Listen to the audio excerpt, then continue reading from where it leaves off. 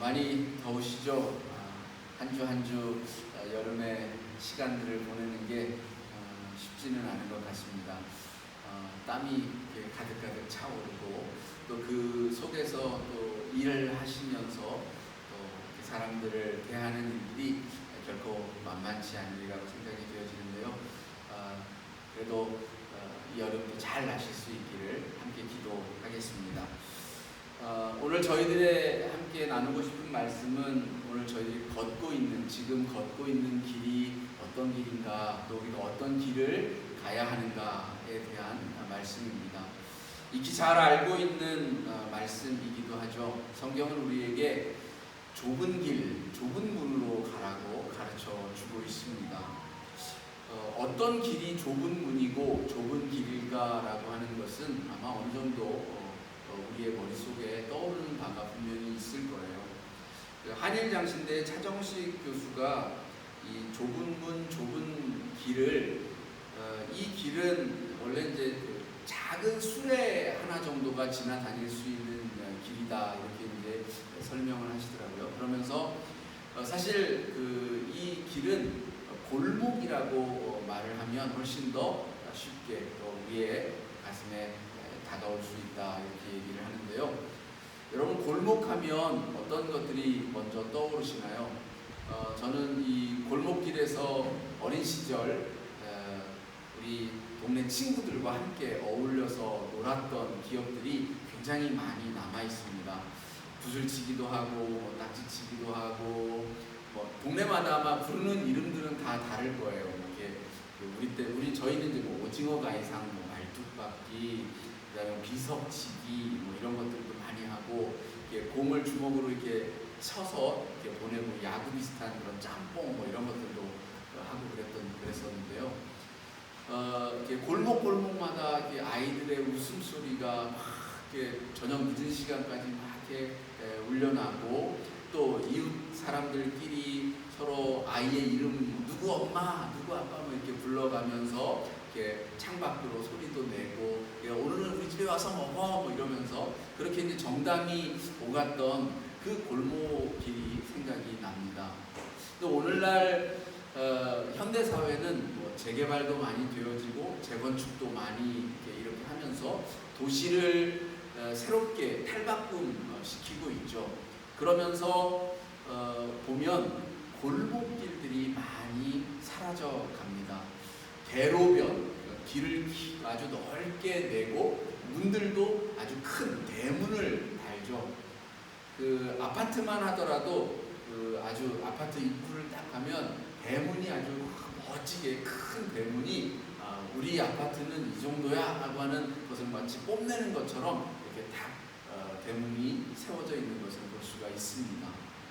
근데 이렇게 도로가 넓어지고 길이 커지고 또 대문이 넓어지고 커지고 하는 동안에 사실 우리들이 나누었던 사랑, 정, 또 이렇게 이웃 간에 왔다 갔다 했던 그 수많은 웃음, 또 함께 나누었던 슬픔, 이런 것들은 많이 좀 사라져가는 것 같아서 아쉬움이 많이 들기도 합니다.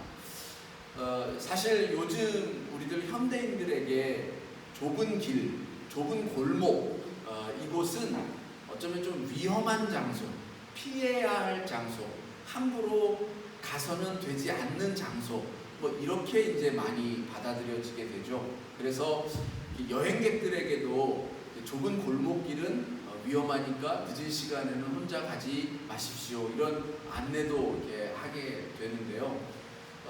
어쩌면 우리의 살아가는 삶의 자리가 많이 팍팍해졌다라고 하는 그런 생각을 갖게 하는 것 같습니다. 그 반대의 넓은 문, 넓은 길이라는 하는 것은 마차가 다닐 수 있을 만한 정도의 크기와 또 넓이를 가진 길을 말한다고 해요. 그리고 이 길의 끝에는 무엇이 있는가? 좁은 골목의 그 길가와 그 길 끝에는 사실 별다른 것들이 없어요. 거기는 서민들의 삶의 자리입니다. 우리 같은 일상적인 그 일반 시민들이 살아가는 삶의 공간이 바로 이 골목, 좁은 길이라고 한다면 넓은 길의 끝에는 왕궁이나 귀족들의 대저택이 있습니다. 그 길로 빨리 나아가기 위하여서 닦은 길이 대로이고 마차가 다니고 좋은 차가 다니는 그런 것이 바로 이 넓은 길과 넓은 문의 위치이죠. 이 고관 대작들이 살아가고 있는 그 삶의 공간은 사실 일반적인 우리 서민들에게는 나도 한 번쯤 살아봤으면 하는 그런 소망을 갖게 하는 곳이기도 합니다. 누구나가 꿈을 꾸죠. 누구나가 나도 저런 넓은 대로변에 좀 살아봤으면 좋겠다. 우리 한국 사람들의 젊은이들의 꿈은 강남에서 사는 거예요. 그 강남 대로, 넓은 대로에 이 네온 사인이 쫙 밤이면 쫙 빛나고 한강이 쫙 내려다 보이는 그런 대로변에 넓은 아파트에 사는 것이 많은 젊은이들의 꿈이라고 말들을 합니다. 사람들이 아마 어쩌면 대부분의 사람들이 그런 것들을 꿈꾸고 살아갑니다. 누구나 잘 살기를 원하고 또 누구나 부러워할 만한 그런 삶의 공간에 살아가기를 바라고 소망합니다. 그리고 그 길에 항상 이렇게 우리가 소망을 가지고 부러움을 가지고 바라보는 곳이 바로 넓은 문, 넓은 길에 있지요. 한편 이 마커스 보그라고 하는 미국의 신학자는 이 넓은 문, 넓은 길을 해석을 하는 데 있어서 이렇게 해석을 합니다. 그것은 일반적인, 그러니까 세상 사람들이 인습적으로 살아가는 길, 이것을 넓은 길, 넓은 문이다 이렇게 해석을 하는데요. 그 당시에 그러면 인습은 무엇이었느냐? 사실 오늘날의 인습과 크게 다를 바가 없습니다. 마커스 보그가 연구하고 또 들려주는 그 당시의 인습, 그리고 오늘날 우리와 별반 다를 게 없는 그 세상의 풍조, 그들이 소망하고 바라보고 나아가는 것은 첫 번째가 가족, 두 번째가 부와 물질, 세 번째가 명예, 네 번째가 종교라는 것입니다. 이 네 가지의 것을 인습적으로 남들이 다 그렇게 살아가니까 나도 그렇게 살아야지 하는 마음으로 따라가면서 산다. 이것이 넓은 길로 가는 모습이다. 이렇게 말을 하고 있습니다. 그런데요, 사실 이 네 가지의 요소들을 가만히 살펴보면 어느 것 하나 중요하지 않은 게 없어요. 그리고 예수님도 이 모든 것들에 대해서 다 중요하다라고 하는 것을 말씀하셨습니다. 가족이 여러분 중요하지 않나요? 가족 중요하죠. 우리 찬우 집사님도 우리 아리아 일이라면 물불을 가리지 않고 뛰어들 텐데, 그죠? 누구라도 다 그럴 거예요. 어느 누구라도 자기의 가족과 관련되어져 있다라고 한다면 정말 자기의 목숨도 아깝지 않는 것이 그 가족에 대한 우리의 마음이죠. 그런데 그게 왜 인습적으로 살아가는 삶의 넓은 길 가운데 있는가? 여기에서 말하는 것들, 가족이든 또 부와 물질이든 또 종교가 됐든 혹은 여기 명예가 됐든 간에 그것들이 절대화 되어지는 것을 예수님이 말씀하시는 거예요.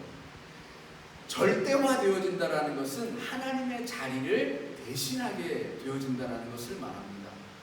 그 어느 것도 하나님을 대신할 수는 없습니다. 가족이 소중하죠. 그런데 아무리 가족이 소중하다 할지라도 하나님을 버리고 난, 하나님을 벗어난 가족이라고 하는 것은 있을 수가 없다라는 거예요. 그래서 예수님이 우리 지난주에도 말씀을 드렸는데 예수님이 30년을 그 장남으로서 가족을 부양을 하고 어머니를 모시고 또 마지막 십자가에서 돌아가실 때에도 사랑하는 제자 요한에게 어머니를 부탁하고 그 가족에 대한 그런 넘치는 사랑과 애정을 가지고 있었고 또 그 삶을 다 들여서 가족들에게 자기의 또 의무이자 또 책무라고 할 수 있는 것까지도 다 행하셨는데, 그런 예수님도 때로는 누가 내 형제냐, 누가 내 어머니냐라고 하면서 당신을 만나러 온 어머니와 형제를 매몰차게 내몰았던 때도 있었습니다.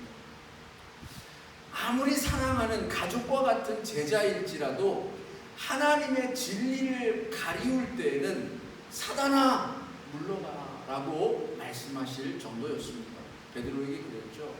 불과 바로 직전까지 당신은 하나님의 사랑하시는 아들이요 그리스도십니다라고 고백하는 그 베드로에게 하나님의 사랑함을 받은 그 가족 같은 그 제자에게 십자가에 달려서 돌아가실 수 없다라고 말할 때 네가 하나님의 뜻을 가리운다라고 하는 말씀을 하시면서 사단아 뒤로 물러가라라고 하는 말씀을 하셨습니다. 부와 물질도 중요하죠. 누차 말씀드립니다만은 중요합니다. 우리의 삶에 있어서 이것이 중요하지 않다라고 말씀하시는 바가 아니라는 것, 성경 어디에도 그런 말씀은 없습니다. 다만 물질을 절대화할 때, 물질이 곧 하나님이 되어져 버리면 물질은 우상이 되고 마는 것입니다.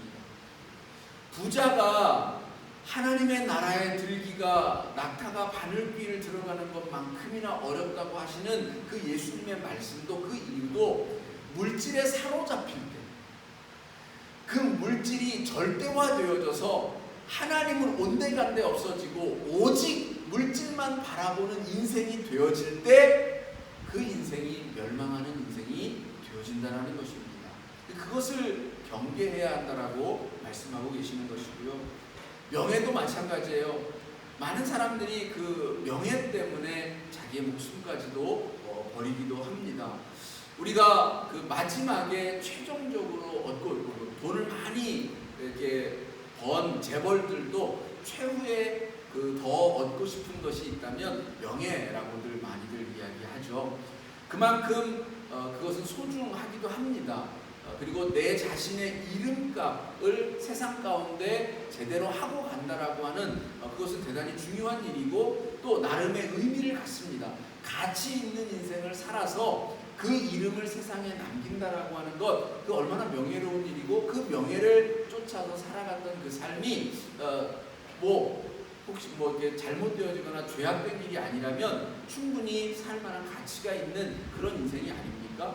그런데 그것만이 전부인 양 여기고 그 삶을 거기에 매몰시키는 삶이 되어질 때에, 그래서 하나님 앞에서 겸손함을 잃어버리고 자기가 더 하나님 앞에 앞서게 되어질 때에 그 명예는 쓸데없는 버려야 하는 그런 명예로 전락되어진다는 것입니다.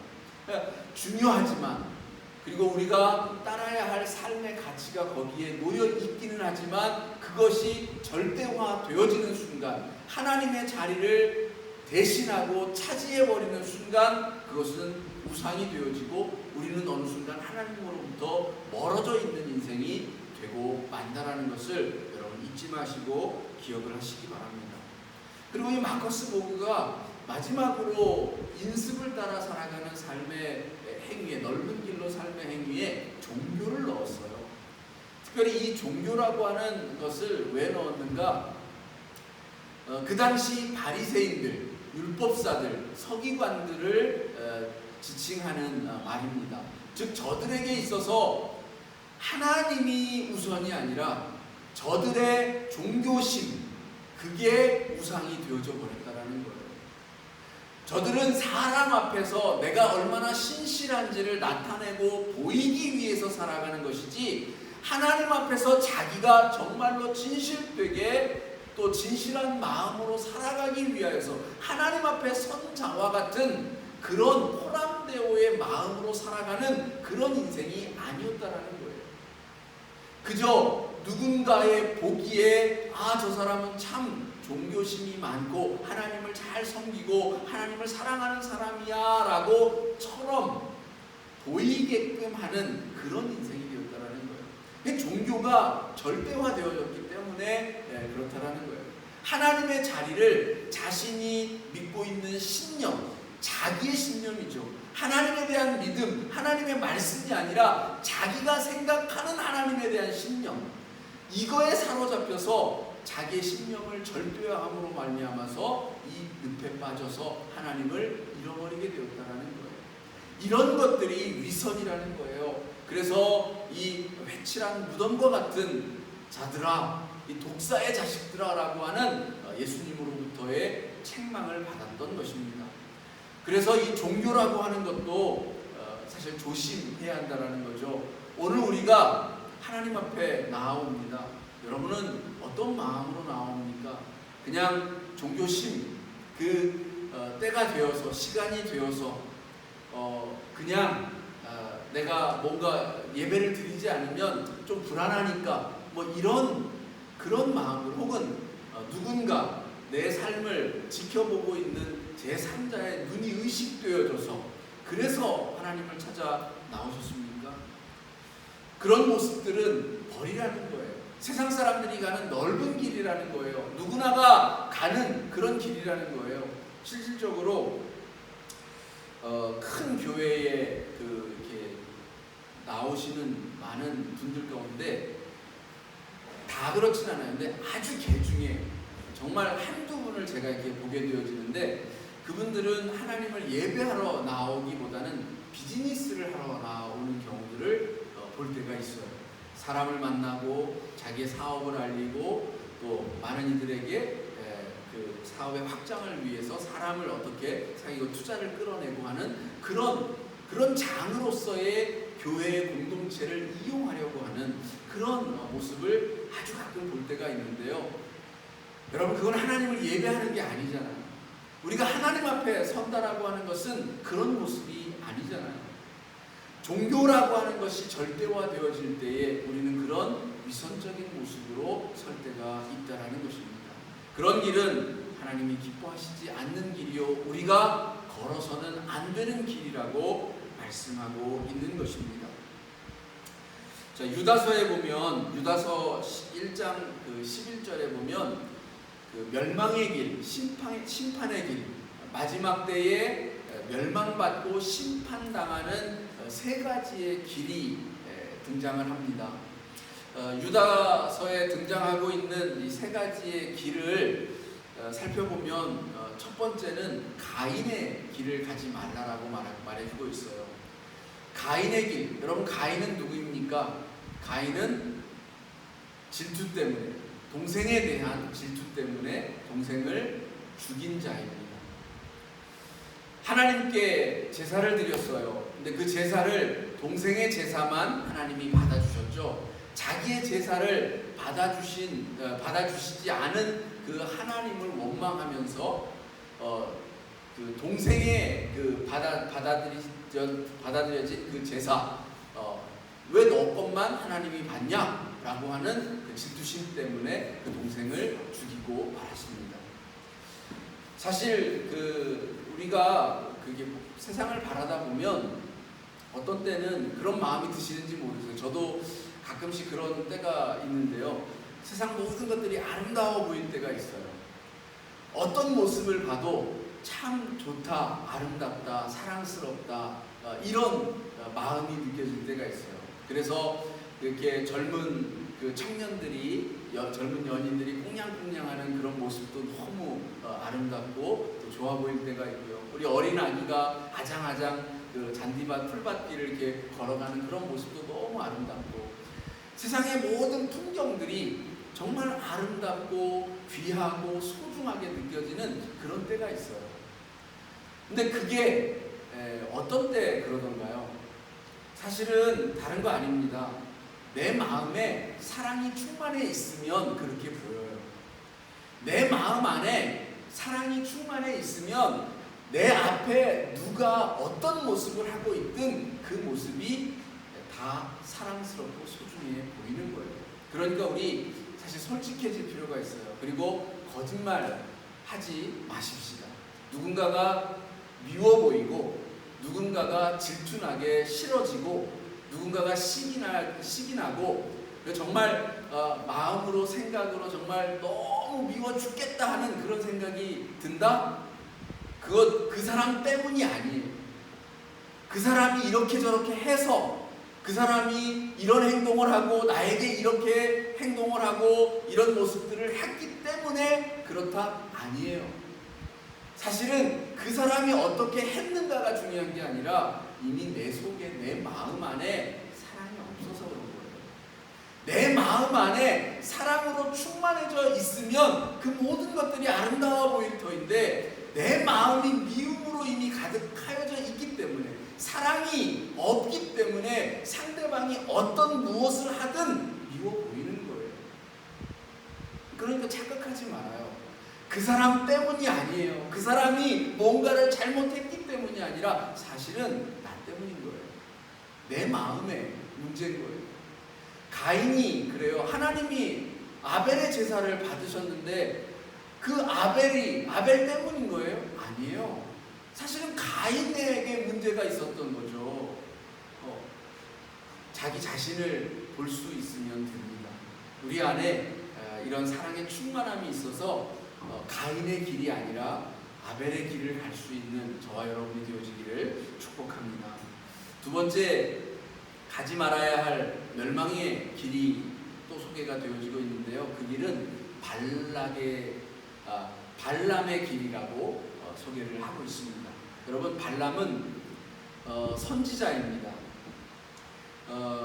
이제 이스라엘 백성들이 출애굽을 하여서 가나안 땅으로 이제 막 들어올 때예요. 그때에 당시 모압 왕이 발락이었습니다. 근데 이 모압은 그 당시에 시온이라고 하는 그 왕으로부터 항상 침략을 당하고 괴롭힘을 많이 당했어요. 그런데 그 시온 왕, 또 바산 왕, 옥 왕, 뭐 이런 그 주변에 그 자신들을 괴롭히던 왕들이 한순간에 이스라엘 백성들 앞에서 다 무너져 내리고 항복하고 말고 이 가나안 땅을 향하여서 진군하는데 그냥 다 쓰러져 버린 거예요. 그러니까 이제 자기 차례가 되었어요. 이제 모압 땅으로 이제 이스라엘 백성들이 들어올 때가 되었는데 겁이 났죠. 그래서 선지자를 찾아갑니다. 발람을 찾아가서 발람에게 저주를 내려라. 저 이스라엘 백성들에게 저주를 내려라.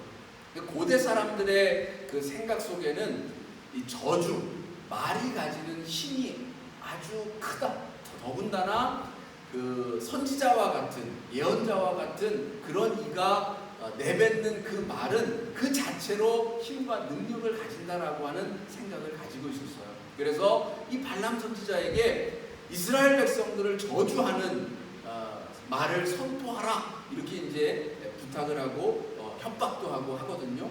근데 발람 선지자가 첫 번째는 듣지를 않았어요. 그런데 두 번째는 이 발락의 물질, 돈을, 말하자면 뇌물을 받고 이제 이스라엘 백성들을 저주하기 위하여서 올라갑니다. 근데 물론 하나님의 막으심으로 하지는 못했지만 돈을 받고 하나님의 진리를 왜곡시키는 길, 이 길이 바로 발람의 길이었던 것입니다. 물질 앞에서 약하여지고 그 물질 앞에서 우리의 마음이 진리가 아니라 거짓을 쫓게 되어질 때 그 길이 바로 넓은 길로 가는 멸망의 길이라는 것입니다. 여러분, 우리의 삶에 있어서 물질이 중요하지만 그 물질 때문에 우리의 영혼을 팔지는 마십시다. 우리의 영혼을 영원한 생명에 두고 살아간다라고 한다면 물질을 다스리는 자로서 우리가 살아가게 될 줄을 믿습니다. 물질에 사로잡히기보다는 물질을 쥐고 흔들고 또 다스리는 그러한 존재로서 살아가기를 바라고 그 앞에서 당당할 수 있기를 원합니다. 물질 때문에 하나님의 말씀을 버리고, 물질 때문에 하나님의 뜻을 거스르고, 물질 때문에 하나님 앞에서 뒷모습을 보이고 돌아서는 그런 우리 인생이 되지는 마십시다.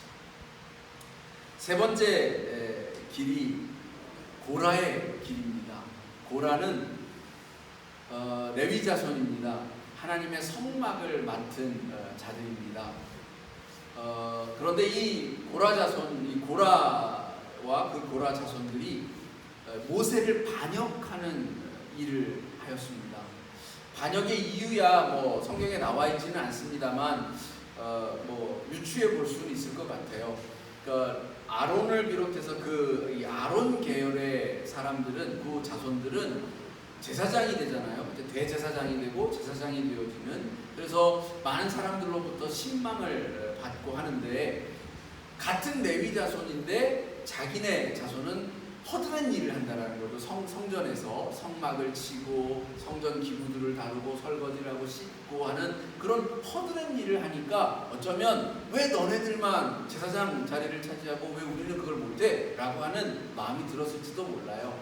그 마음이 충분히 이해는 되지만 성경은 그 고라 자손이 멸망의 길로 가고 실제로 모세의 기도 가운데서 멸망을 당하고 말았습니다. 왜일까요? 고라 자손의 길은 사실은 그 명목상으로 보기에는 모세를 대적한 것이지만 사실 하나님을 대적한 것이다라고 말해주고 있습니다. 하나님을 대적하는 길, 하나님의 말씀과 하나님의 뜻이 선포되어졌는데 거기에 거역하고 불순종하는 삶의 길로 가는 것, 이게 넓은 길로 간다라는 것입니다.